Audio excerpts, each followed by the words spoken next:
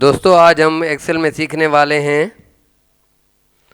Most important arithmetics comparisons operators.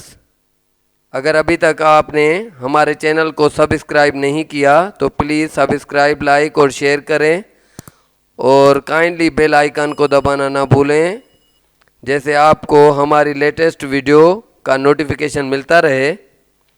तो start करते हैं। इस सेल में फार्मूला को यूज़ करना सीखेंगे। प्लस माइनस मल्टीप्लाई कैसे होता है, डिवीज़न और बाकी सब कंपैरिजन ऑपरेटर का भी इस्तेमाल सीखेंगे। तो सबसे पहले इक्वल साइन के बाद उस सेल की एड्रेस जहाँ पे हमने ये ए कॉलम में और 8 रो में, तो ए कॉलम और 8 रो लिखेंगे और उसके बाद प्लस का साइन देंगे। प्लस का साइन देने के बाद ए कॉलम और फिर 9 रो में यहाँ पे लिखा, इंटर किया तो ये दो वैल्यूज़ को इसने प्लस कर दिया। उसके बाद माइनस को चेक करेंगे, कॉलम अब चेंज हो चुका है, रो वही हैं। तो पहले इक्वल साइन के बाद बी कॉलम 8 रो और माइनस की साइन देंगे। माइनस की साइन देने के बाद बी कॉलम और 9 रो, इंटर करेंगे तो इसका रिजल्ट भी आ जाएगा 78 माइनस 12 66। तो बिल्कुल एक्यूरेट रिजल्ट है। और उसके बाद मल्टीप्लाई करेंगे तो यहाँ पे मल्टीप्लाई करने के लिए वही तरीका है, इक्वल साइन दिया, इक्वल साइन के बाद सी कॉलम के बाद 8 रो और 8 रो के बाद मल्टीप्लाई की साइन जो कि स्टेरिक है, तो उसके बाद C9 के साथ इसको मल्टीप्लाई कर देंगे तो ये दो वैल्यूज़ मल्टीप्लाई हो गई। इसी तरह डिवीज़न का इक्वल साइन के बाद डी कॉलम और 8 रो में और डिवीज़न के बाद डी कॉलम वही है और 9 रो। इसी तरह ये डिवीज़न का ऑपरेटर भी हमने यूज़ कर लिया।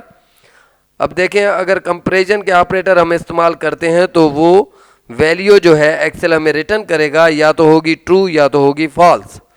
तो रिटर्न करेगा ट्रू या फॉल्स।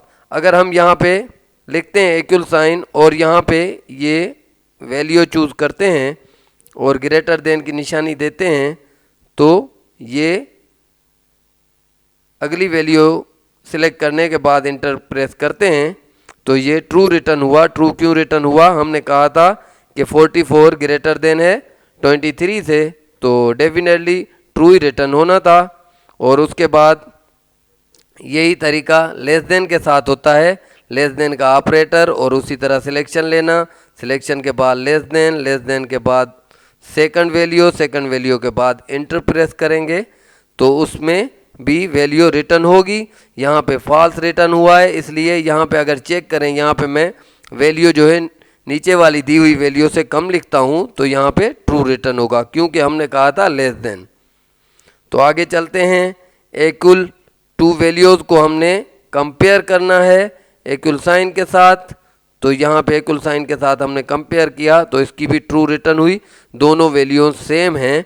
अगर यहाँ पे मैं वैल्यू को चेंज कर देता हूँ तो रिजल्ट में फॉल्स आ जाएगा। अब इसी तरह नॉट इक्वल साइन को यूज़ करें। नॉट इक्वल साइन में लेस देन और ग्रेटर देन दोनों को लिखते हैं।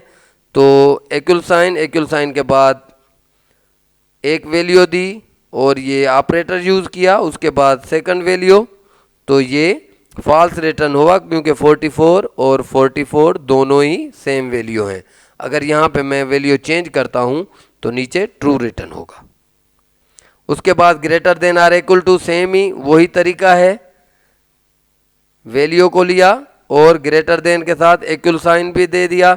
इससे क्या फ़र्क पड़ेगा कि ये दोनों ही चेक करेगा, ग्रेटर देन वैल्यू है या इक्वल साइन है, तो दोनों ही चेक करने के बाद वो रिजल्ट रिटर्न करेगा जो कि ट्रू या फॉल्स में हो सकता है।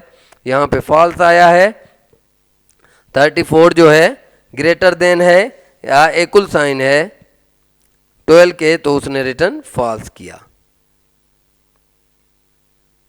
अब इसके बाद है लेस देन के साथ वही सेम ऑपरेटर और less than or equal sign, तो इसने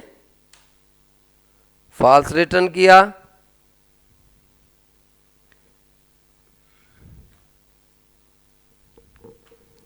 इसमें हमने थोड़ी सी मिस्टेक कर दी थी, वैल्यू के आगे माइनस की साइन आ गई थी, इसीलिए इसने फॉल्स रिटर्न किया था। अब इंटर करेंगे तो ट्रू होगा।